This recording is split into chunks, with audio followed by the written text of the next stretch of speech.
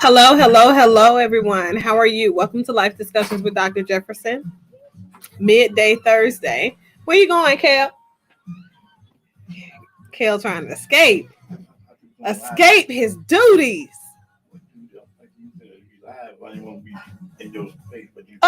Really? Oh,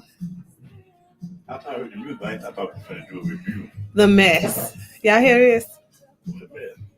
Say it. Come say hey.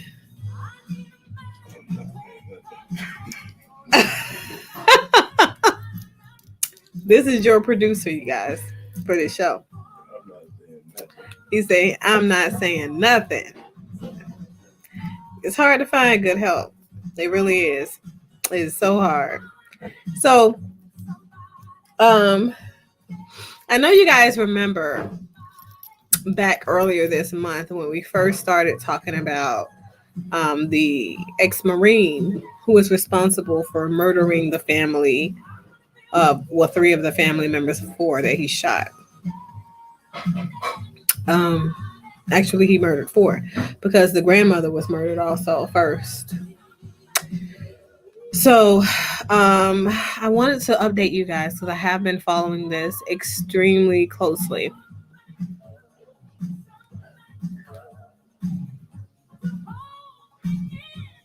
It's a lot.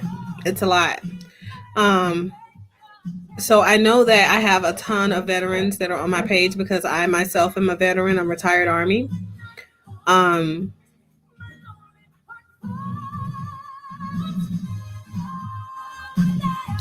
I think there are a lot of levels to this. Um, I think that this young man was experiencing extreme psychosis.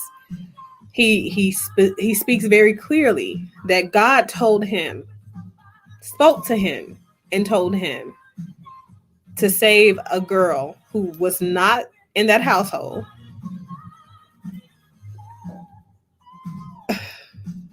from imminent danger. Okay? If that's not clear psychosis, I don't know what is. And it's not an excuse because it tells you, like, everything that we're looking at tells us that at this state of being, in this man's state of being, his state of mind was that of tactical state of mind. He talked in tactical terms. He used all those technical terms that we use when we're engaged in combatives, planning combatives overseas, downrange. I believe him. Oh, I believe him. I mean, folks might get mad at me all day, but I tell you one thing: if he lying, if he faking, he sure did convince me. As a mental health professional, I think that says that we need to start doing better when it comes to taking care of our veterans, who, when they get home, weren't officers or don't have adequate supports for them to recalibrate themselves in society amongst other people, civilians. I think that we need to be looking into the safety of the folks who have to be exposed to us. And I'm a veteran. So I'm not anti-veterans because guess what? My family had to have time to reacclimate themselves to me, and I had to have time to reacclimate myself to them coming from being exposed to being downrange several different times. I was a POW 4 times over. So I think that it's important that we have these conversations because I'm not going to sit here and lie to you like these experiences aren't traumatic that various people who are service members experience. I'll go a step further and say even the people that are staying back home, they're equally traumatized because they have to hear our stories. They have to see us when we come back and deal with the atrocities of what we suffer when we're there. So I just think it's just so many levels to this. And I think that the justice system we need reconstruction of our justice system. I don't feel like I need to excuse what he did.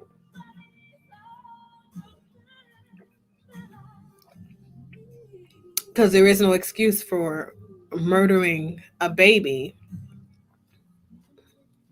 in the arms of its mother. Um, but I know what psychosis looks like too. So it's all very sad. I think that they need to be getting him the help that he needs while he's in there. But to give you guys an update on the story, the official update is that he was denied bail. How do you guys feel about that?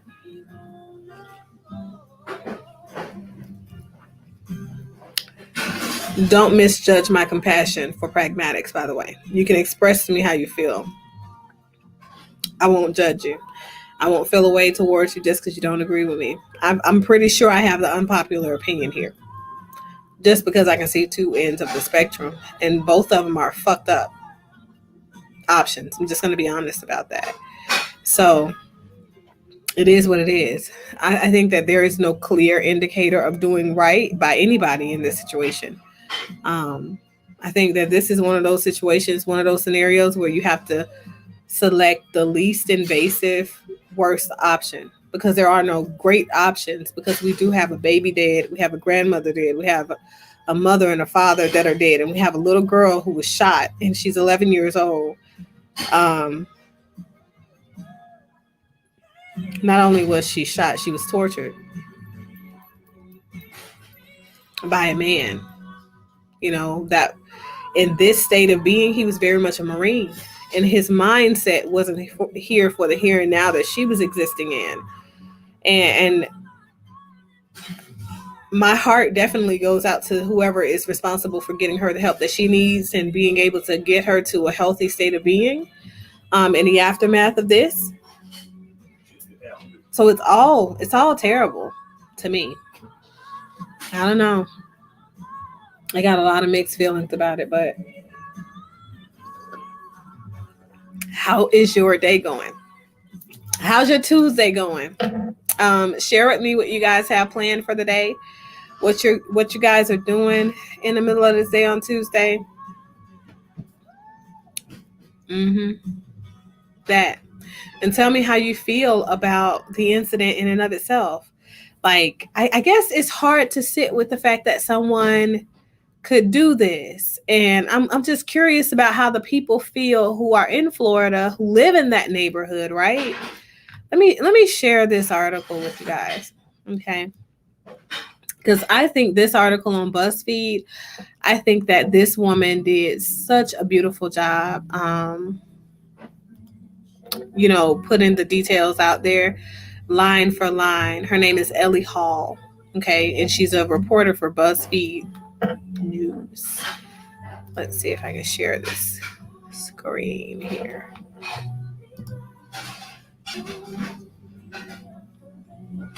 There it is. Count on.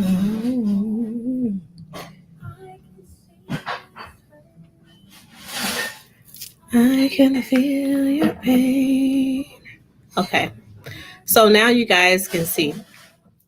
This is the article. An ex-Marine who claimed God was speaking directly to him allegedly shot dead a mother, father, grandmother, and 3-month-old baby boy and seriously wounded an 11-year-old girl, a Florida sheriff said, calling it a horror of the utmost magnitude. And I agree. I agree with that part. Okay. In a press conference Sunday, and this article was actually released right in the aftermath of the shooting. So it's not this Sunday. They talked about the sheriff Grady Judd, and he has become so popular. I love how articulate this guy is. I love the fact that he's so detailed and given the all of the intricacies of the crime and updating the community. He's just done a really good job. The only thing I really don't like about him is the fact that he called this Marine a monster. So are we monsters when we're over there fucking dying for our country? That's my thing. That's the only problem I have a problem with. The only thing I have a problem with. Like, it's interesting how you can say that when the very thing that landed this man in this particular position is the thing that kept you safe right over here, gave you an opportunity to live here free of turmoil and being tortured and all of that. So, I believe in calling a thing a thing. It was a horrible, horrible event. I agree with that. But is he a monster? I don't agree with that. Brian Riley is just a person who needed help, that didn't get the help that he needed from a country that basically gives us their ass to kiss when we get back here to this country after we do the things that we do for this country and its protections. So, and sacrifice ourselves, literally, our lives, our families. You have no idea the magnitude of sacrifice we make for this country. So to say that in a situation like this, I think was very irresponsible of him. But let's get back to it. So he described the attack as totally unprovoked mass murder and said the crime scene was one of the worst things he'd ever seen in his law enforcement career. I got a lot of shit worse than that I've seen.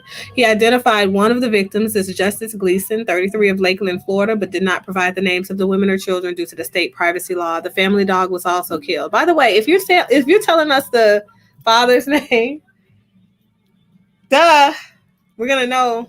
The entire Facebook will let you see who they're married to and all that. Judd named the suspect as Brian Riley, 33, of Brandon, Florida, a former Marine who served in Iraq and Afghanistan before being honorably discharged in March 2011. Wow, we fuck life. I never knew that. I retired second year, but same year I went on terminal leave. Shit gets interesting. I might know this guy. He was taken into custody after surrendering to authorities Sunday and has not yet been charged, but he has, of course, been charged now. You guys, he's been charged and they denied bail. That's the update. But this is the important part. He had no relationship with any of the victims. The authority believed he encountered them for the first time Saturday evening, which that part was true. Deputies were called to what would become the scene of the attack, a family residence in a rural area, around 7:30 p.m., so 7:23-ish, Saturday, in response to a report about a suspicious person who was refusing to leave the property. It just kind of makes you wonder, like, why it is that folks don't be doing their job and stuff, making sure people are okay. Like, you see this guy is clearly disheveled, mindset completely something out of this world. Why not get him help? So a man later identified as Riley approached Gleason while he was mowing the lawn and demanded to talk to Amber. Think about it, Amber Alerts, who the suspect said was one of Gleason's daughter, Judd said. He told Gleason that he had been sent by God to stop Amber from killing herself. Now, that's interesting, just that part by itself. Like, I would think that if I'm the fucking police officer, I'm like putting a alert out to get this guy because he needs some help. Whatever. Says the man... Oh, to stop Amber from killing herself, the sheriff added. The man refused to leave when Gleason and another person told him that there was nobody named Amber living there, forcing them to call the police. The man was gone by the time officers arrived. Around 4:22 a.m. Sunday, the sheriff's office started receiving calls reporting gunfire.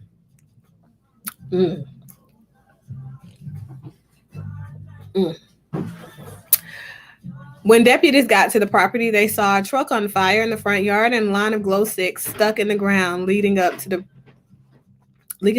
past the residence. A man wearing camouflage with no visible weapons on him was standing outside the house and ran back into it when he saw the deputies arriving. Soon after the man re-entered the house, officers heard another volley of gunshots, followed by a woman's scream and baby's whimpers. Deputies attempted to open the front door, but it was blocked from the inside. When an officer entered the house from the back door, the man in camouflage was waiting in full body armor and opened fire. This is the part right here that struck me as a little disturbing, kind of like when I was looking at all of the details unfold. I would think that if I saw a man dressed in full fatigue outside of a restaurant with the glow sticks and everything leading up to the house, if I'm the fucking responding officer, I'm going to fucking shoot you. Center mass. No questions asked. I'm gonna shoot your ass a couple of times as I'm moving up to you. Because essentially, I know that obviously if you're dressed in full armor, you probably have on a bulletproof vest, but it's gonna hurt. One of these bullets is gonna get through. The man began shooting at law enforcement from inside the house. injuring 3 deputies, the sheriff said. After an exchange of fire, the shooting stopped, and the man who had been injured in the firefight, exited the house with his hands raised in surrender. He was taken into custody and transported to a local hospital, telling officers en route that he was a survivalist under the influence of methamphetamine. While receiving treatment at an emergency room for his injuries, he attempted to steal another officer's firearm and was forcefully sedated. So this is what I wanted to show you guys. So here are the pictures in the aftermath of the shooting of what these people's house looked like this next morning. Just think, right? Being your seemingly quiet house, quiet neighborhood, unsuspecting of anything, right? And you're a neighbor to these folks in Florida where everything is just everything. You know, the biggest concern you guys got to worry about is a fucking hurricane coming. And then this.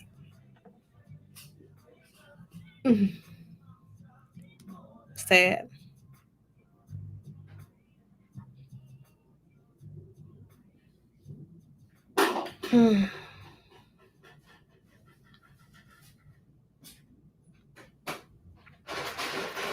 So here they mentioned that he had a history of PTSD.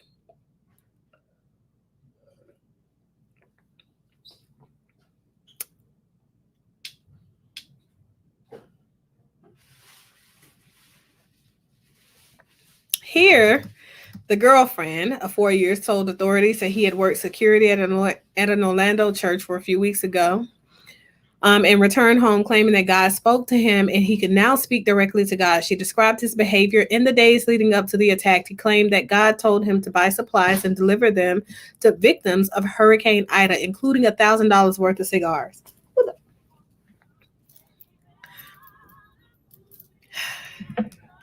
So this tells me that we need to do a better job in the mental health field of helping people to arm themselves with the know-how, general knowledge of when to be concerned about the people that you love. Also, when to be concerned about yourself. So what I see here is a person who clearly is in need of help way before the event. But there are so many different things that could have saved more lives in that household had the officers responding, even in the aftermath of nobody doing anything at this point, but he needed help clearly weeks before.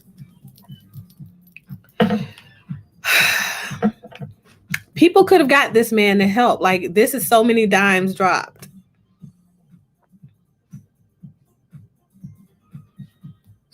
This one. On Saturday night, he told his girlfriend about his vision that Gleason's daughter was about to kill herself, the sheriff said, adding that while she was concerned, she didn't believe that Riley would become violent. What? She said that when she told him that he wasn't talking to God directly, he told her that there was no room for doubters in his life and retreated to another room. She went to bed. She went to bed, y'all. She went to bed. Shit's not my problem. This is sad. This is sad. And when she awoke Sunday morning to find that he wasn't at home, she checked his phone's location tracking and saw it was at the crime scene. She went to police with her information and had been fully correct. Of course you're going to be fucking cooperative. You had every opportunity to prevent this man from having any of this happen. In Florida, they do Baker's acting. Not 1013. It's still a 1013, but they don't call it 1013, right? Involuntary hospitalization. You could have easily had a crisis team come out and Baker's act this guy. Instead, this family is dead. This right here, I don't agree with. It doesn't make him heartless because he did this. It makes him psychotic.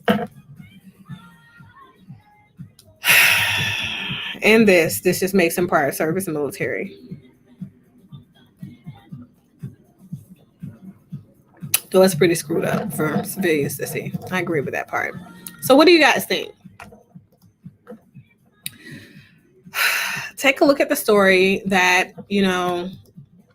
what's her name? Ellie wrote initially, the one that I just read bits and pieces from, the snidbits or whatever, tidbits.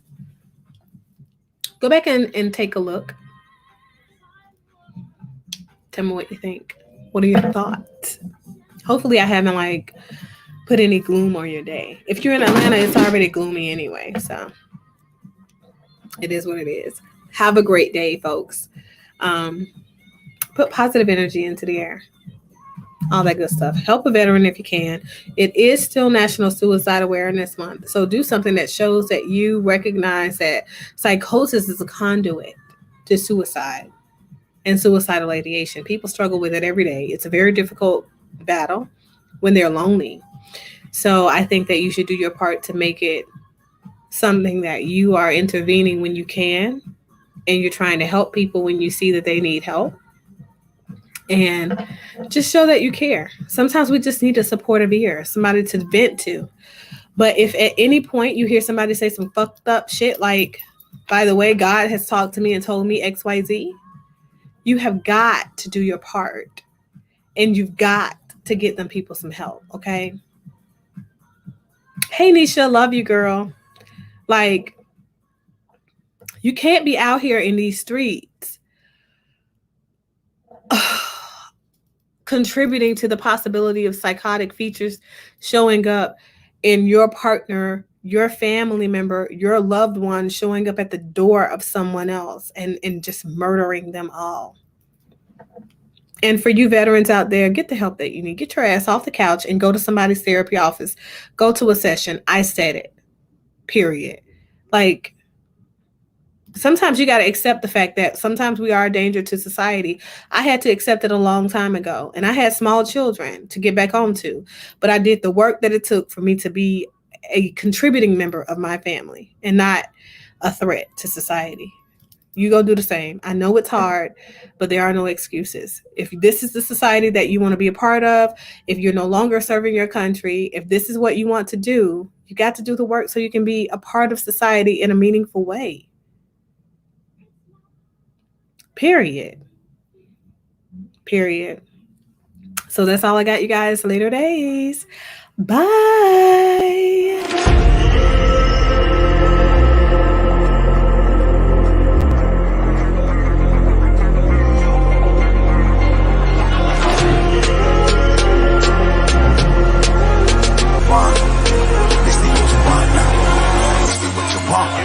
Who alive can't put me in a box. I redefine any definition you got. I am the tiger, I'm making steps to the top. The flames, I rip it up, you just gotta hand me the rock. Take a seat, you cannot stand it. All I know, the flow harder than a Scotch bonnet. Don't try studying me, you cannot manage. This ain't what you want, bitch, I'm a fucking phenomenon.